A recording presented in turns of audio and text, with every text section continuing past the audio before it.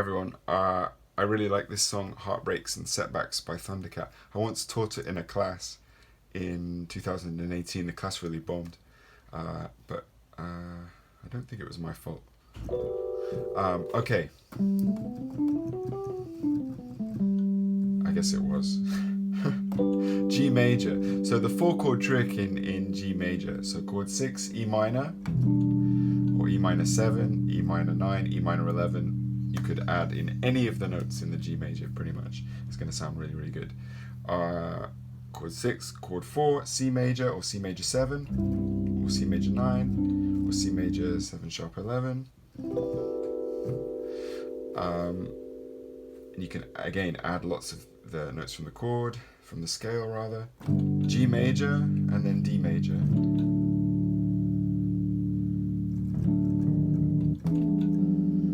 And that's basically what's going on in the track.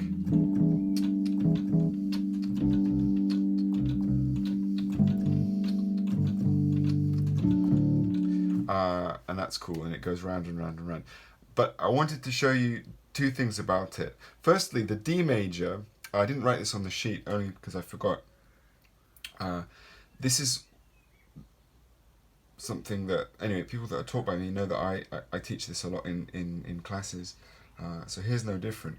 Instead of just playing D major in root position, so D, F sharp and A, try playing, especially because the next chord you're going to is, you're going from G to D to E minor. If you put F sharp, which is the third of the D major chord in the bass, let's put it down there in the bass. Can you see that? Yeah. Okay. So F sharp, D and A. So that's a first inversion, or 5B in this case, in the key of G major, or D over F sharp if you prefer. Yeah. So the third of the chord, the middle note of the chord, is played in the bass.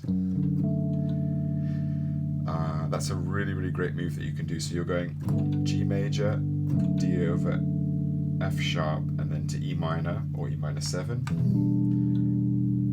You could even keep an F sharp kind of present in the E minor chord, make it an E minor 9 chord, or an E minor 11 chord, with an A in the E minor chord too, which I think is really cool. So in context,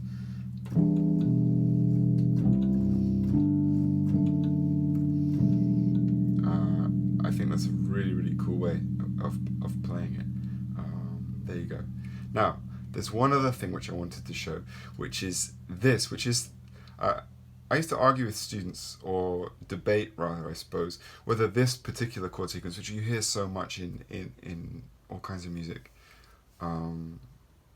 whether it's major or minor.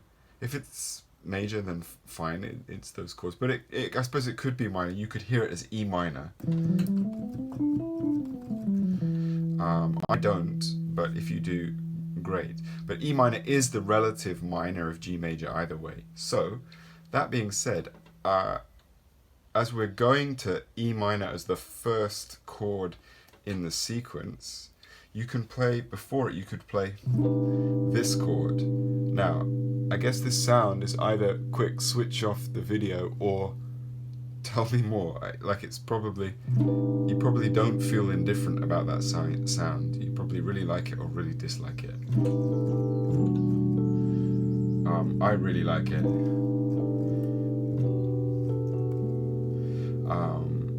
So there you go. And it's a B altered chord, or a B dominant 7th chord, with a root, a flat 7, a sharp 9, a major 3rd, a flat 13, and the root doubled. And it goes really nicely to E minor 11.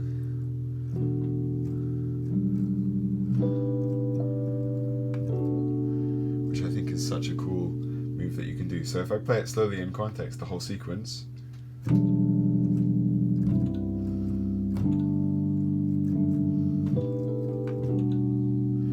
so you'd play it after, that's why I put the arrow, you'd play it after the D major chord,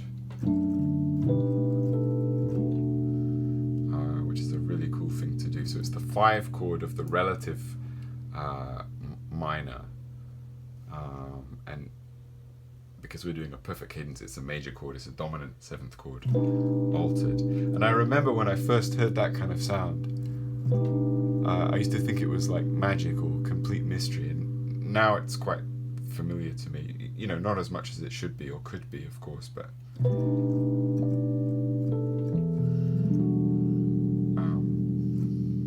I think it's really cool, and it's something that you can definitely use in this song. Let me try.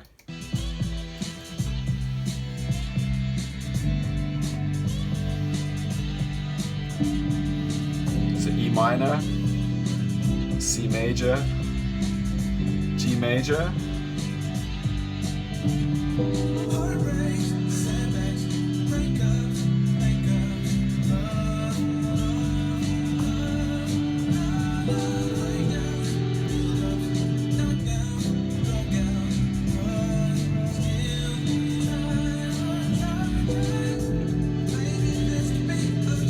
Okay, so you probably wouldn't want to play it every time, and maybe it's a bit kind of a bit crazy to do that, you know, timing wise, I don't know. I think definitely after a first inversion chord it sounds better.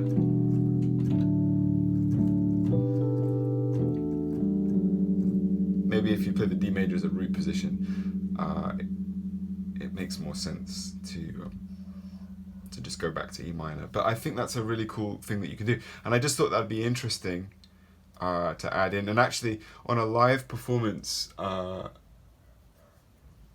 I saw, Dennis Ham, who's the keyboard player for Thundercat, well, one of many keyboard players, but a great keyboard player anyway, does this kind of move himself. Kind of just implies that sort of harmony, which I think is cool, and is not that difficult to understand. So I suppose the finer detail is, you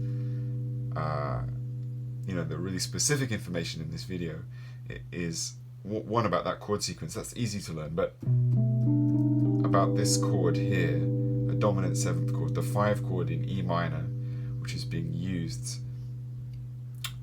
in the context of G major, root, flat 7, sharp 9, major 3rd, flat 13, root on top. Or if you like, B, A, C double sharp, or D natural, depending on, you know, how savage you are. Or how informed you are, I don't know, I don't care. D sharp, G natural, B. And I just think that's a really cool thing to check out. So whilst that's very specific in terms of me detailing the extensions and the note names, I also feel it's really kind of bigger picture stuff as well, because where's that going to take you? I think that like that sound can open stuff up for me. I know it certainly did.